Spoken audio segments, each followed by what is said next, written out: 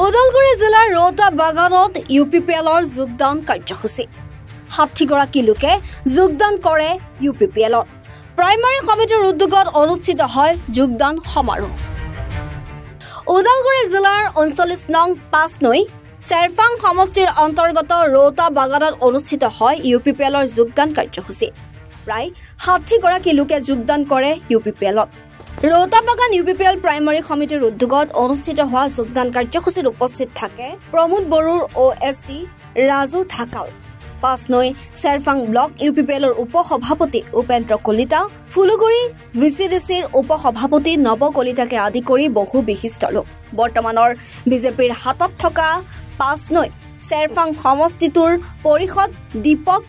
মৌৰৰ পৰা বিতুষ্ট হৈ বহু বিজেপি কৰ্মীয়ে যোগদান কৰে UPPLত আপোনালোকে দেখিছে এতিয়া অঞ্চলে বহুত জায়গাত আমাৰ ডেইলি ক'ৰবাত না ক'ৰবাত জয়নিং কাৰ্যসূচী চলি আছে আৰু আজি এই আমাৰ ক্ষত্ৰিয় সমাজৰ পৰা ৰাজবংশী সমাজৰ পৰা ৬০ গৰাকীতকৈ বেছি টোটেল 60+ হ'ব মানুহখিনি জইন কৰিছে এইখিনিতে 100টা ফেমিলি আছে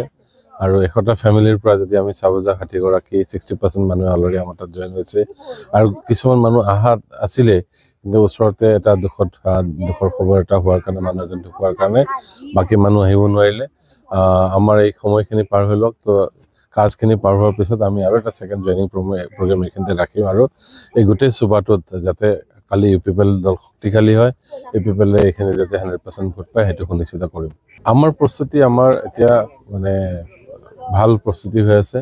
আমাৰ প্ৰত্যেকটা জায়গাত আমাৰ booth committee primary committee block committee জিলা কেন্দ্ৰ প্ৰত্যেক পৰ্যায়ৰ নেতাবোৰে ঘূৰি ফুৰিছে আমাৰ কাম চলি আছে চাৰিওফালে আমাৰ জয়নিং কাৰ্যসূচী চলি আছে আমাৰ বুথ সন্মিলনী আহিছে 14 তাৰিখে হেতুৰ কাৰণে প্ৰস্তুতি চলাই থকা হৈছে আৰু ডেইলি আপুনি ক'ৰবাত নহয় ক'ৰবাত আমাৰ মিটিং দেখা পাব ডেইলি আমাৰ কমসে কম 8-10টা মিটিং চলি আছে সমষ্টিটোত তো ওভাৰঅল যদি চাব যাওঁ আমাৰ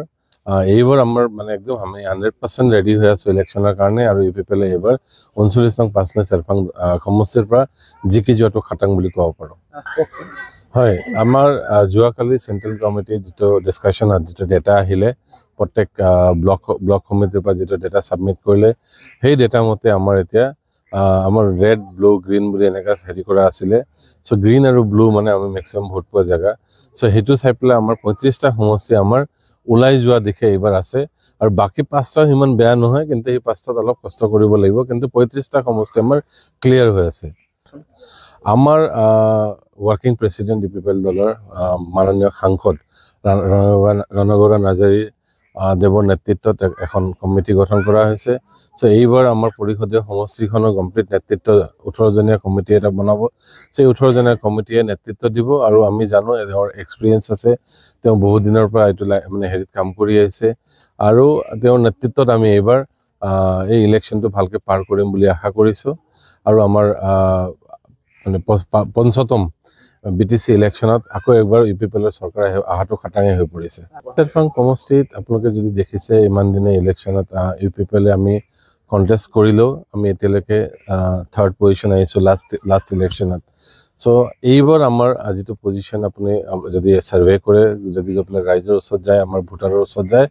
আজি ডেটত UPPL 1 নম্বৰত আছে বাকি সকল 2 সেকেন্ড থাৰ্ড হ'ব তো গতিকে নতুন যিখিনি ভোটাৰ্স আহিছে নতুন ভোটাৰ্স আমাৰ 2500 ভোটাৰ্স আহিছে আমাৰ তাত আৰু সেই 2500 ভোটাৰৰ পৰা আমাৰ তাত ভালে সংখ্যক ভোট পাম বুলি আশা আছে আৰু সেই ভোটাৰেও আমাক হেল্প কৰিব এই সমষ্টিটো জিকাত আমি কবালকা মানে কি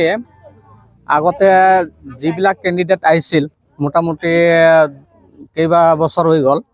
কিন্তু তেনে ধৰণে মানে আমি সুবিধা পোৱা নাই আৰু এতিয়া যদি আমাৰ এই সাৰৰ যদি হেৰি আহিলে আৰু প্ৰমোদ বড়ো সাৰ তেনেহলে আমি সকলো ৰাইজে আৰু এটা আশা কৰিছো সাৰে যাতে আমাৰ ফালো মানে চাই আৰু সেই কাৰণে আমি আশা কৰি পেলাই মানে গোটেই ৰাজ্য আমি ওলাই আহিছো যে সাৰক এবাৰ আমি জিকাম জিকাৱাৰ পিছত সাৰে যাতে আমাক আৰু চাই আৰু সেই কাৰণে মানে আমি সাৰৰ ফালে মানে জয়নিং কৰিলো আৰু সবে ৰাইজে মিলি আমি এটা হেৰি ৰাইজকে অনুৰোধ কৰি আছো যে ৰাইজে যাতে সবে মিলি সাৰক জিকাবৰ কাৰণে চেষ্টা কৰে মোটামুটি হ'ব 60-70 জন মান হ'ব নেকি গাঁওখনৰ নাম ৰৌতা বাগান ওদালগুৰিৰ পৰা মন্টু কলিতাৰ ৰিপৰ্ট এনি ভাৰত 24।